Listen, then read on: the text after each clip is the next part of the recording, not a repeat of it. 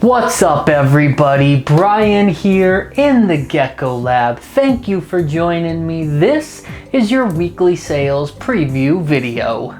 Alright everybody, well I am actually coming to you from the past. You're in my future. That's because I'm pre-recording this video by almost a week. While you're watching this live right now, I'm actually in Costa Rica with my wife. So obviously I can't be recording a video because I'm in Costa Rica, although that's a lie because next week's sale video, while you're watching this right now, I'm in Costa Rica filming next week's sale video. I'm trying to pre-record a couple of these to make my scheduling and life a little bit easier. So look forward to next week's video. I should be sitting in Costa Rica when I do that one, though I'll be sitting here in the lab while you guys watch that one. It's a whole time paradox. This is why time travel doesn't work and time turners dissolved the entire Harry Potter universe. That's another tangent. Let's get into this week's geckos, shall we? Before I go off on some trail that's gonna lead us to nowhere. Okay, so first off, we're gonna do this male Harlequin. So this guy's a great example of a really low expression white spot drippy dorsal trait. You can see that one spot right in the middle of his back leg and a few spots on the dorsal line where it's just starting to get those drips down. Very, very low expression, but the gene is there. Other than that, a really nice Harlequin with big white splotches on the sides. After him, we have this super stripe male. This guy is picture perfect. Check out his lateral line, just a clean cut, U-shaped lateral, completely dark above that, super empty dark dorsal with those highlighted pinstripes. This guy, of course, comes from my empty back line, which is kind of just the way that I'm taking my super spike project to get that dorsal as empty as possible, and he's a great example of what we're producing with that line. After him, we are coming up on this extreme Harlequin female. This girl is incredible. She of course has that white spot drippy dorsal trait. You can see there, high pattern coverage. She is 85-90% pattern coverage, super light white base color. This girl is from our Blow line, which he is known for producing geckos like this. Just that absolutely super light base color, high pattern. I love these guys and I am super proud to be able to offer a girl like this to you this coming Friday. After her, we're gonna go on to this guy here. I really like this guy's pattern. Red tricolors are a hard thing to come across. Now, granted, this guy's red color isn't the best. He's not the brightest, most vibrant red, but the fact that he's a red base color with that two-tone pattern coverage and that tricolor extreme Harlequin pattern, I really like this guy. I think he would be a valuable piece in some sort of red tricolor red extreme Harlequin project. I think he could be put to good use. He'll be available on Friday as well. Keep it tuned because I've got a girl that would be a great pair for him coming up here in a little bit, so watch for her. But after him, we're going to go on to this tricolor pinstripe. I love this one, light lavender base color. I could not get this one to fire up any darker, so I think this is where it stays. Of course, that orange pattern with the white over the top, and of course the orange and white combo back. Full pinstripe, very beautiful. I like this gecko a lot. After that, we're gonna go on to a very similar one, slightly darker. This is what those lavenders look like when they fire up just a touch more. This one does get a little bit darker than that last one, but very similar gecko. Nice pinstriping, great pattern, not quite as much of a distinction on the tricolor level there. This one does kind of have multiple colors in its extreme Harley pattern, but not that distinct tricolor orange over white over orange or white over yellow pattern that you see on the nice tricolors. Albeit beautiful gecko. After that one, we're getting back into this C2 pinstripe super Dalmatian project that I've talked a lot about. Like I've told you guys, this is a project that I don't currently breed anymore. I had to make some cuts because I just don't have so much space here, and I got so many other projects that are getting bigger that this is one that I unfortunately have moved on from. I've still got some offspring that I'm growing up, and I did keep a few offspring from this line to kind of keep this line going in a slightly different way, so I'm excited to see where that goes. If you like this line, here's a great chance to keep this going. This boy has great structure, great spots, great pinning, all of it. This is why I love these geckos. I think these are super neat. After him, we're onto this awesome Inkspot Super Dalmatian. big spots here. A couple little red spots it looks like mixed in there, but very tiny ones, nothing super of note, but lots of big black spots, that light yellow base color with the orange tiger markings. Just a very cool looking gecko. I love these ink spots. I'm really producing these consistently now, which I'm super excited about because I like them, and I've been working on building this project for like 8-9 years now, and I finally got it to where I have a bunch of breeders and they're really producing the stuff that I like. I'm super excited for these ones, so this is a great opportunity to jump into that project.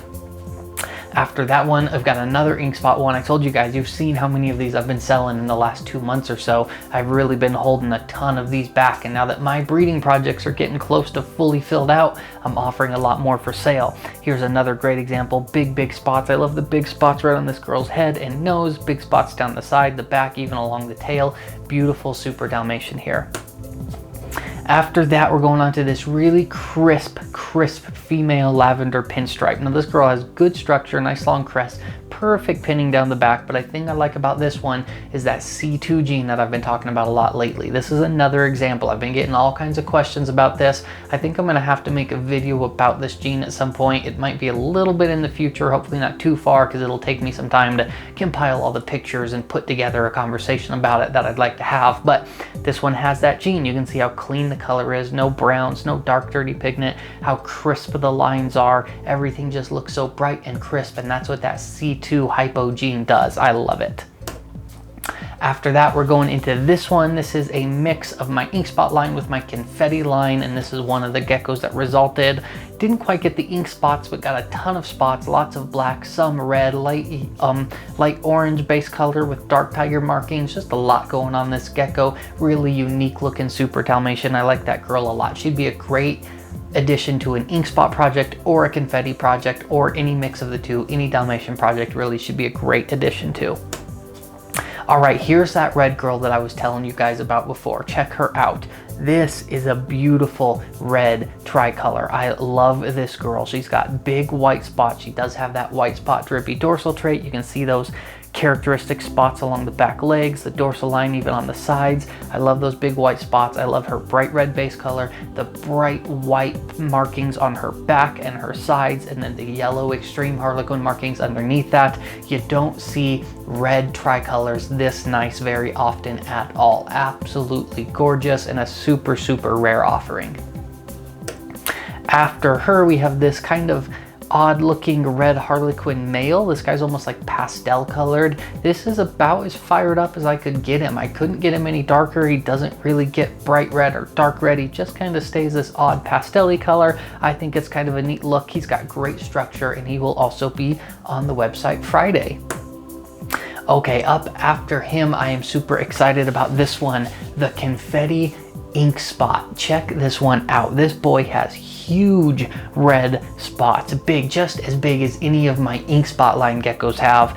Absolutely gorgeous. That's something I've worked on, is getting bigger red spots on my geckos, because for a long time the Confetti red spots were always really small, like you see on some geckos. We're finally getting to where we have Confetti ink spots now, and I'm super excited about it. This guy's one of the first ones that I've ever called a Confetti ink spot that I would advertise and put up for sale, so a great entry-level project here if somebody's looking to get in kind of on the ground floor. And then after that, I've got 2 more geckos to show you, last ones of the day. Of course, these are het axanthics. This is going to be a pair of beautiful het axanthics. First up, this male, pinstripe male, super dark base color, big structure, black base color, bright yellow, white almost markings, nice pinning. Great looking male there. And then the female I picked to go with him, an even nicer pinstripe, not quite as dark a color, but better marking color, some orange in there, and even better pinning. I picked these two specifically to go together because they've got a high probability of producing axanthic pinstripes, which are super hot right now. I get more messages for axanthic pinstripes than any other axanthic variation there is, even more than axanthic lily whites. I think part of that is the price of an axanthic lily white. A lot of people aren't asking about those, but axanthic pinstripes, that's what I'm getting a lot of people asking for. Dark based axanthic pinstripes with white pinning, and that's exactly what these guys are going to produce when you pair them up. Alright guys, that is my lineup for this week. Thank you so much for watching. As always, Don't forget to like, subscribe, comment down below. Let me know what your favorite gecko for this upload is.